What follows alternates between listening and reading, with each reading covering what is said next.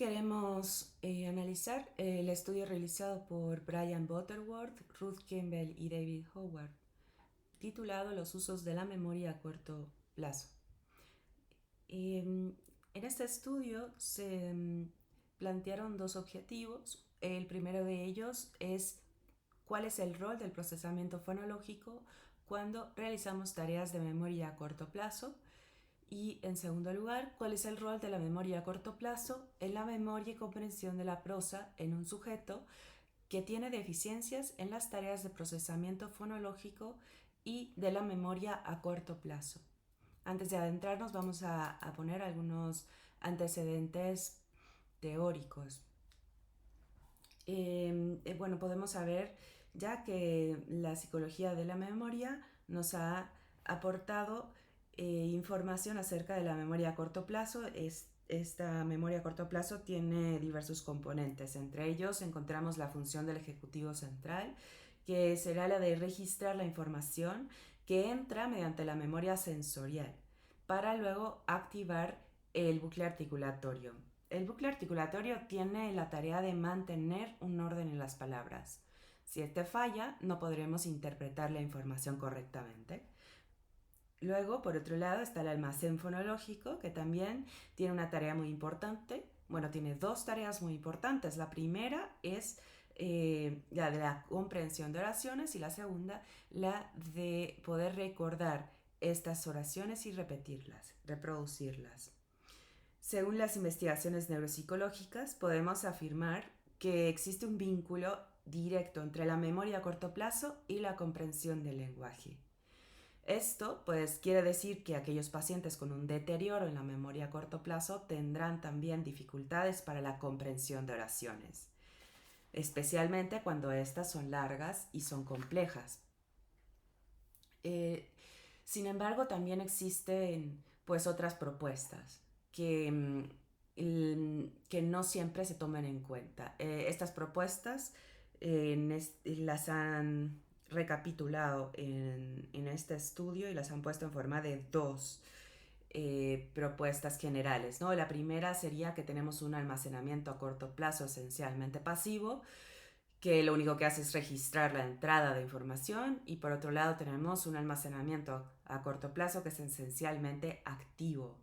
Esto quiere decir que los contenidos están siendo controlados por procesos interpretativos y además se controlan de forma activa, de forma online. Wilson considera que los oyentes no esperan a que se termine una cláusula o una oración para poder comenzar con dicha interpretación. Bueno, para adentrarnos ya más en el caso de la paciente, sabemos que es una mujer de 23 años, licenciada en psicología, con una patología fonológica que es de carácter funcional. Y también presenta un trastorno de disgrafia y dislexia fonológica del desarrollo. Su dislexia se produce por una alteración en el procesamiento de la información, debido a un problema en la ruta fonológica. Pudimos observar en este estudio pues algunos aspectos de su dislexia que se manifiestan en forma de deterioro en la habilidad para segmentar palabras en fonemas, para el conteo de fonemas que los confunde con el número de letras, y desempeño deficiente en el juicio de rima, entre otros.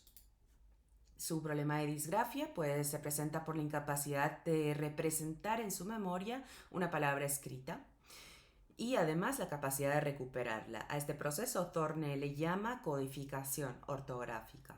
Evidentemente, pues podemos observar que tiene un deterioro en la memoria a corto plazo. ¿Cómo compensa su deficiencia? Pues a través de otras estrategias, como por ejemplo estrategias ortográficas.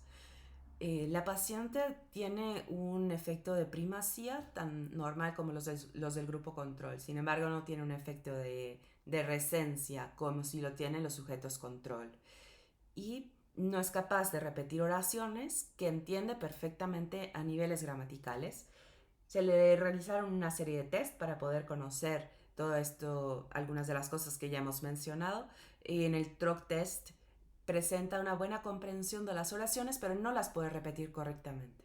El primer test se le hizo de manera auditiva y posteriormente se le realizó de forma escrita meses después. En segundo lugar tenemos el Token Test Sentences, que es una prueba de comprensión de alto nivel. Se le llevaron a cabo 3 tests de repetición inmediata de oraciones. En los errores que cometió podemos ver que preserva la forma sintáctica de las oraciones. También en otros errores como de sustitución y omisiones son consistentes con el significado de la oración. Y bueno, ya dijimos que no tiene un efecto de recencia, pero sí tenía un efecto de primacía normal. Cometió 7 errores de repetición de oraciones. Sus resultados, en general podemos decir que RE no es capaz de repetir oraciones de las cuales tiene un nivel normal de comprensión. La prueba de memoria de textos realizada por Winfield y Butterworth es un test que requiere de un buen análisis sintáctico.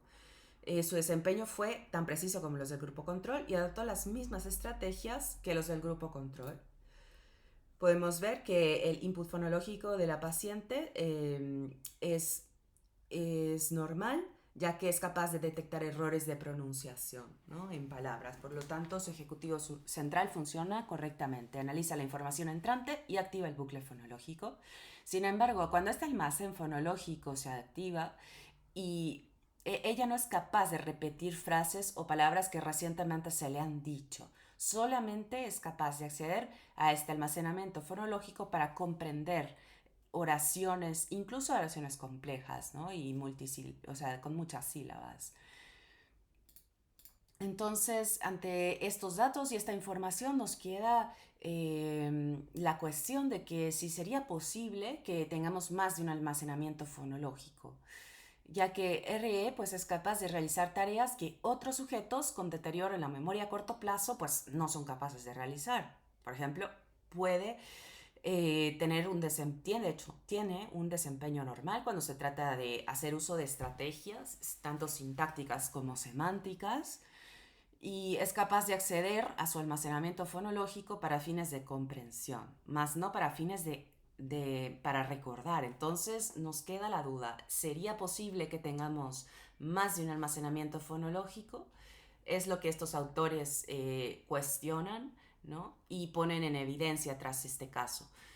Mm, Solo para recalcar, pues la paciente presenta un input de registro fonológico preciso y presenta un output de capacidad de producción de fonemas.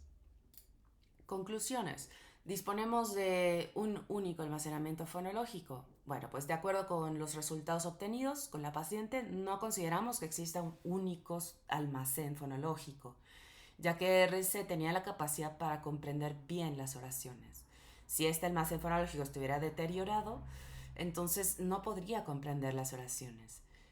Y ella podía hacerlo tanto como los sujetos control, aunque evidentemente no pudiera repetir esas mismas oraciones, pues por el evidente deterioro de su memoria a corto plazo. Por lo tanto, consideramos plausible la idea de que no exista un único almacén fonológico. Por otro lado, ¿tenemos un almacenamiento activo o pasivo de la información?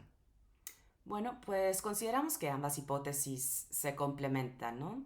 Por un lado, la hipótesis de Baddeley, ¿no?, del almacenamiento pasivo de la información, pues retenemos la información, ¿no?, para luego poderla interpretar, ya sea porque analizamos esa información con otra información previa en nuestra memoria a largo plazo o por el contexto en el que escuchamos esa palabra, ¿no?